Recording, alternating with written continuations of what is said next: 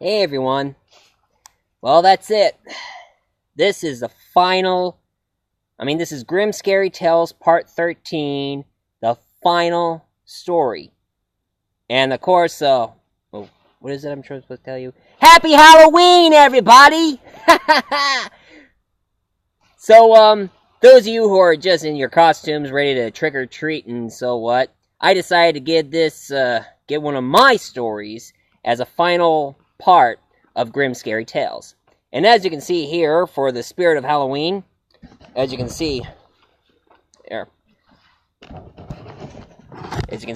I dressed up I'm wearing a pumpkin shirt. And the reason why I'm wearing this is because it involves a character who looks like a human pumpkin. And the story I'm going to tell you is in one of my notebooks. You see, before I did this, I wrote a lot of stories and I wrote a lot of tales and a lot of stories back then. This one I wrote to be a children's Halloween story. And this one is called The Spirit of Halloween by Michael Grimm. One and only. A long time ago in Ireland, there was an Irish young man who goes by the name of Jack-o'-lantern. People remembered him as a trickster, but kids looked up at him as a hero because he teaches kids not to be afraid of the dark, or what's in their closet, or what's under their beds, by pretending to be scarier than what's under there. And then all of a sudden, there was a man in the moon who admired what he did. So what the man in the moon did, he beamed a beam of light shine towards Jack-o'-lantern, and decided to be one of the spirits of Halloween. So he turned him into a pumpkin seed and planted him into a pumpkin patch. And as the days, weeks, months goes by, one big pumpkin had bloomed. But as the pumpkin grew, it made a form of a face, and the vines grew longer and longer and longer to form hair and body. And as he grew, he became one of the guardians called Jack-o'-lantern, the spirit of Halloween. And of course I drew some pictures, so if you want to know what Jack-o'-lantern looks like, here he is. Hi there, I'm Jack-o'-lantern, the spirit of Halloween.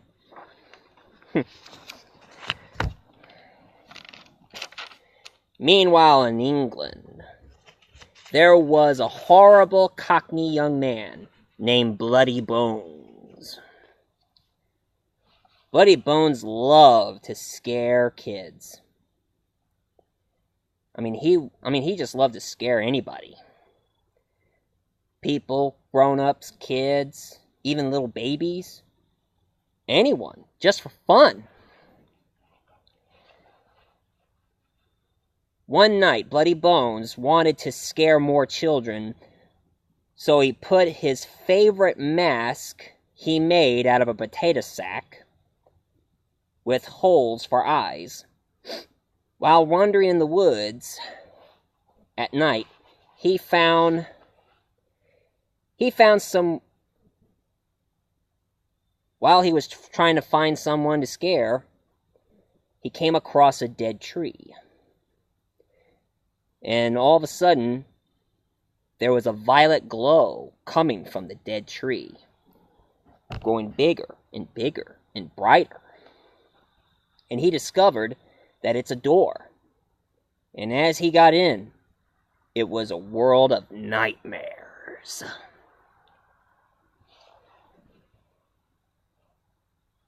Now, what is the world of nightmares, you may ask? The world of nightmares is the world where all your worst dreams come true. And only people who are very scary can go in and out that world. But with kids, they'll be stuck there for a long time. The Nightmare King, who lives in the world of nightmares, loved Bloody Bones' style.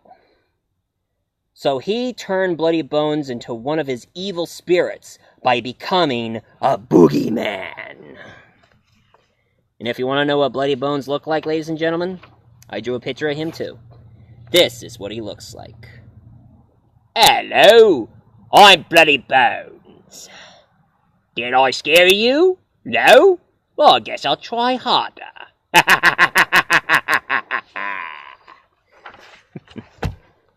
What a bad man.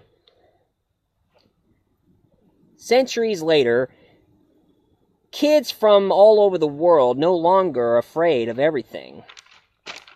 They're no longer afraid of the dark, all thanks to Jack himself. Aye, Jack himself had teach kids not to be afraid at all. Except there was one. There is a girl who goes by the name of Emily Flinch. Yeah, laugh over the name. It was the only name I can think of. Emily Flinch she was afraid of everything. She's afraid of the dark, insects, spiders, scary pictures, spooky dolls, everything.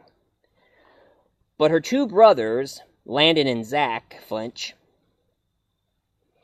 ever since they were kindergartens, they learned how to face their fears with guidance of Jack-o'-lantern himself.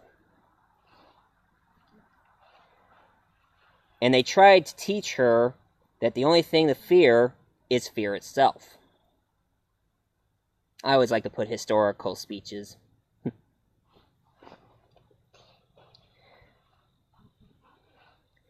Bloody Bones had a hard time trying to find kids to scare, because kids today, they're no longer scared anymore. Then all of a sudden he noticed, during Halloween, there was one kid who was afraid, and it's Emily. So he decided to kidnap Emily and turn her into a boogeyman like himself.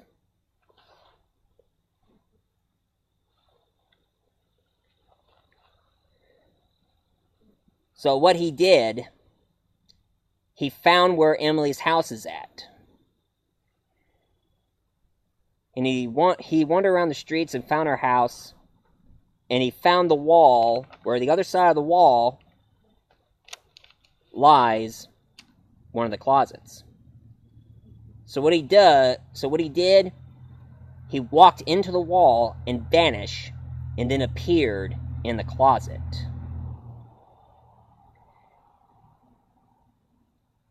And as Emily was about ready to go to sleep, she heard a whisper. Emily opened her eyes, sat up, just petrified with fear, saying, "Who are you? What do you want?" Bloody Bones replied, "Hello, my dear. Emily, my friends call me Bloody Bones." He crept out of her coffin and continued, But you can call me the Boogeyman," said it with a chuckle.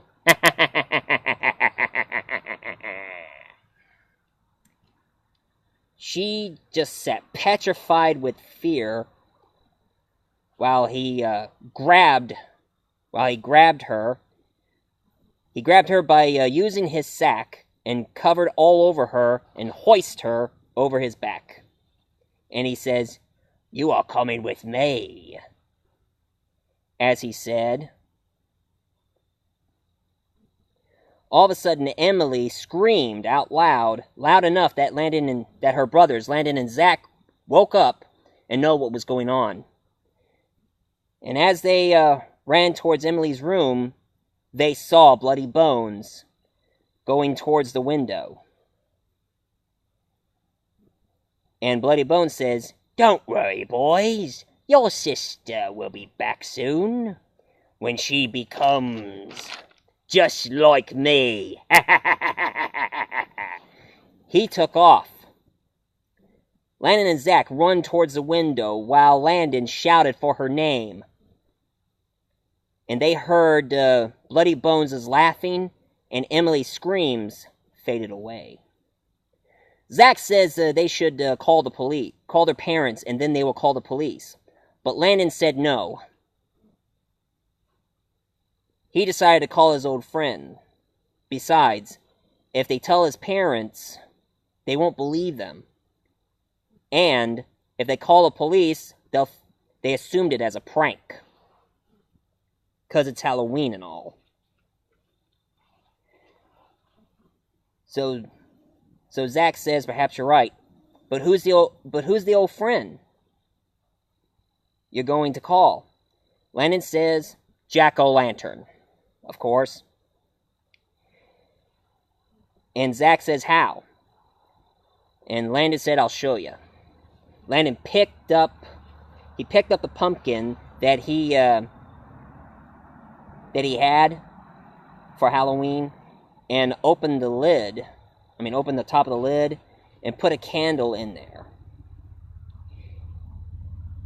And he also asked Zach to quickly go to the kitchen and get a fire starter.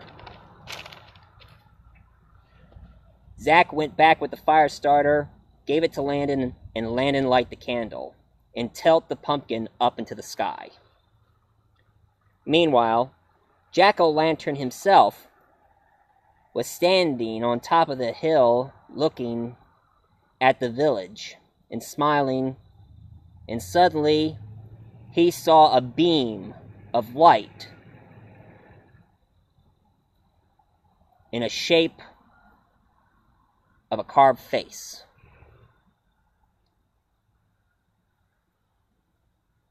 Jack just levitated himself and swooped all the way down to the neighborhood, and went all the way and flew all the way to Landon and Zach. Landon and Zach was relieved to see Jack. Jack asked him, "What seems to be the trouble?" Landon told about the boogeyman and grabbed their sister and took her away.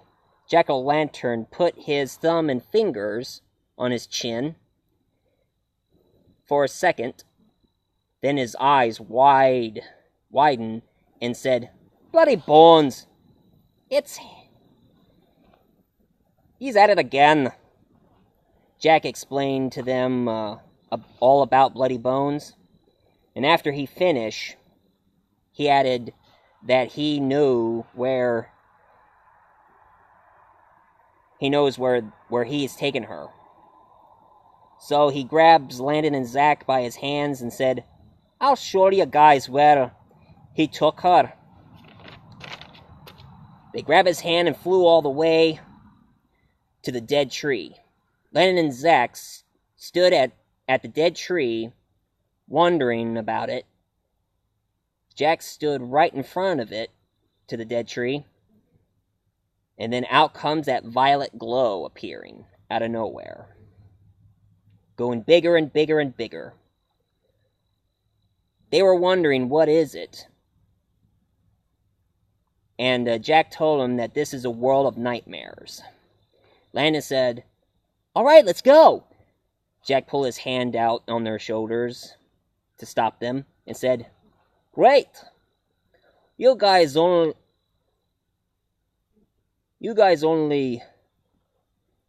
Well, you see, in the world of nightmares, only those that are creepy and scary can go into the world. But any kids who goes in there will never come out. They'll be stuck in there forever." Jack continued, "Only I can go in and bring Emily back. unharmed. Landon and Jack wished him good luck while Jack walked into the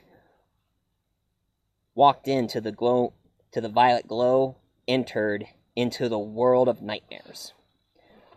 While Jack was in there, he noticed that everything around him is completely black. He couldn't see the hand in front of his face. So he closed his eyes tight, and as he opened them, they light up like a lantern. They didn't call me Jack-o'-lantern for nothing, he chuckled.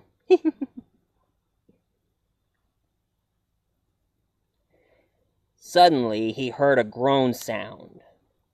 As he looked around, in every corner comes a bunch of zombies coming toward him, going all...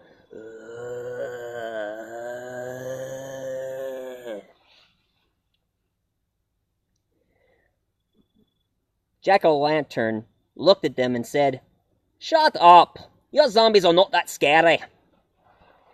Zombies just knew that they're not scaring Jack at all.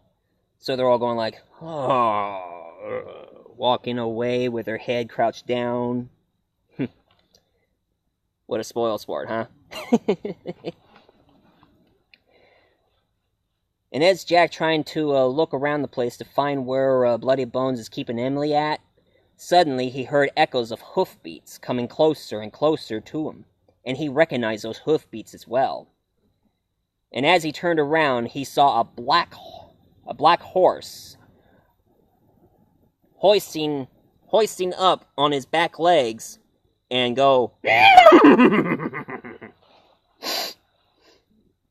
And he recognized the rider of the horse. He has no head. It was the Headless Horseman of Sleepy Hollow. The Headless Horseman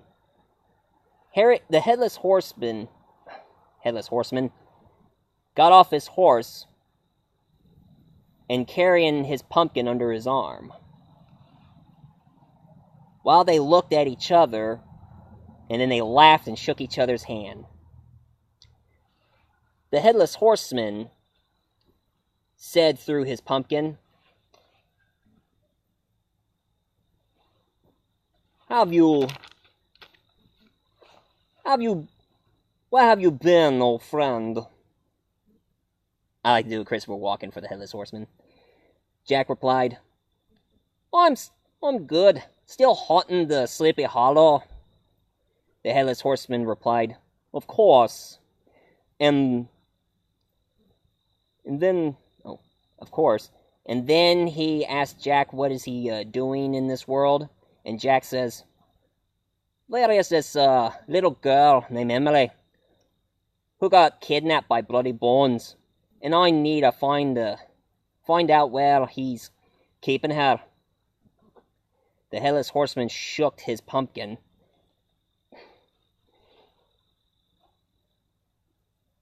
And he said, Bloody Bones has done it again.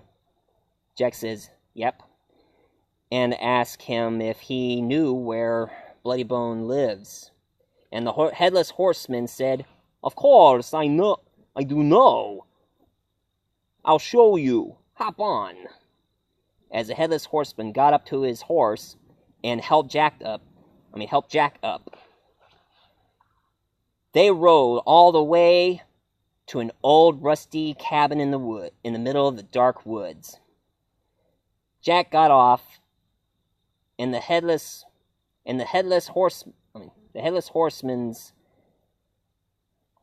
he got off the horse and thanked him, and the Headless Horseman said, You owe me a head. Jack looked at him, shook his head with sarcasm, and went back with a sarcastic look on his face, and got into the cabin. Meanwhile, Bloody Bones' cabin, Bloody Bones was reading a book on how to turn kids into boogeymen. Emily was sitting on the floor near the corner crying. Suddenly, Jack barged through the door. Bloody Bones stared angrily at Jack. Jack ignored Bloody Bones and ran towards Emily. Jack tried to grab Emily to take her away to safety. But before he could, Bloody Bones interrupted with a stare at each other, and they stared at each other. Bloody Bones leapt towards Jack-o'-lantern and grabbed one another's shoulders, struggling. Jack flashed his eyes, blinding Bloody Bones, and stomped on his foot. That's gotta hurt. Jack looked at Emily, still crying, tears running down her face. Jack told Emily that she needs to stop being afraid and start facing her fears. She says she can't. She gets scared so easily. Bloody Bones says, "Oi, she needs to be scared in order for her to become a boogeyman." Maybe she'll be called Bloody Emily. Bloody Bones laughed after he said that. Jack asked Emily what monsters that she's not afraid of. Emily says, witches. Jack found a witching hat near the fireplace, a witch's hat, and gave it to her, and said, "Here, the only way you can face your fears is to pretend to be a witch." Emily grabbed the hat and put it on her head and found a broom behind her. Bloody Bones saw what Emily was doing, tried to stop her. Emily walked towards Jack and stood next to him, and he held his hand. Bloody Bones got up and was ready to attack them, but Jack flashed his eyes once again, blinding him again, and then he held his hand out, palm up, and vines appeared from the ground, growing all the way up to the ceiling, surrounding Bloody Bones like a cage.